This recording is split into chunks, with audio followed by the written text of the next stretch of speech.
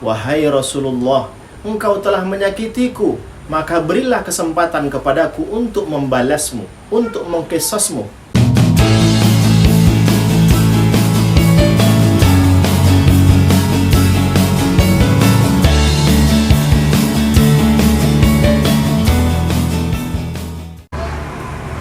Kisah Sawad bin Ghaziyah radhiyallahu anhu.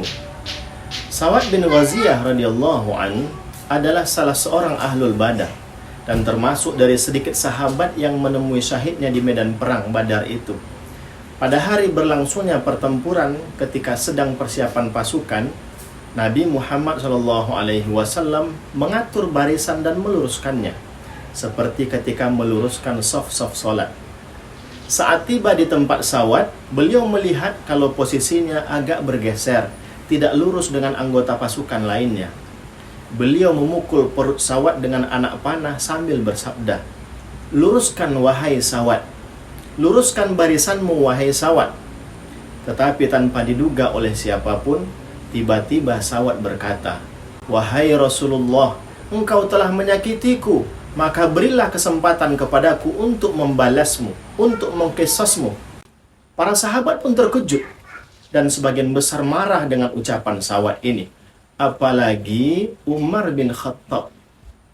Nabi SAW sendiri sebenarnya terkejut dengan sikapnya itu, tetapi beliau menenangkan mereka.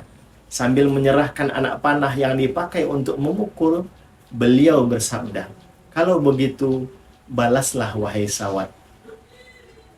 Sambil menerima anak panah dari tangan Nabi Muhammad SAW, Sawad pun berkata, "Wahai Rasulullah, engkau memukulku di perut yang tidak tertutup kain. Karena itu, hendaklah engkau singkapkan baju engkau."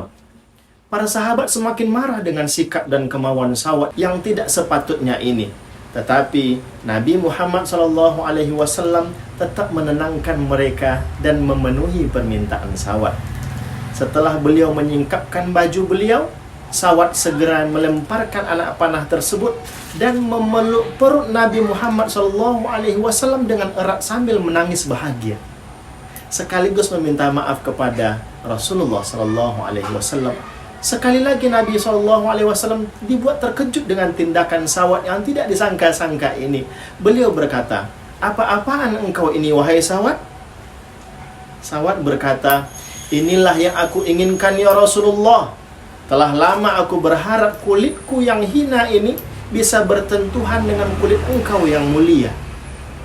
Dan aku bersyukur bisa melakukannya. Semoga ini menjadi saat-saat terakhir dalam hidupku bersama engkau." Nabi Muhammad SAW tersenyum mendengar jawaban Sawad ini, karena apa yang dilakukannya adalah ekspresi kecintaannya kepada Nabi Muhammad SAW. Segera saja beliau mendoakan kebaikan dan ampunan bagi Sawad. Ketika pertempuran mulai berkobar, Sawad segera menghambur ke barisan kaum musyrikin yang jumlahnya jauh lebih besar, yakni lebih dari 3 kali lipat banyaknya. Dengan semangat jihad yang menggelora dan keinginan untuk mencapai syahid di jalan Allah, ia pun menyerang musuh tanpa sedikit pun rasa takut. Luka tikaman dan sayatan senjata tidak langsung menghentikan langkahnya untuk menghadang serangan kaum musyrikin. Sawad baru berhenti berjuang ketika kakinya tidak lagi mampu menyangga tubuhnya.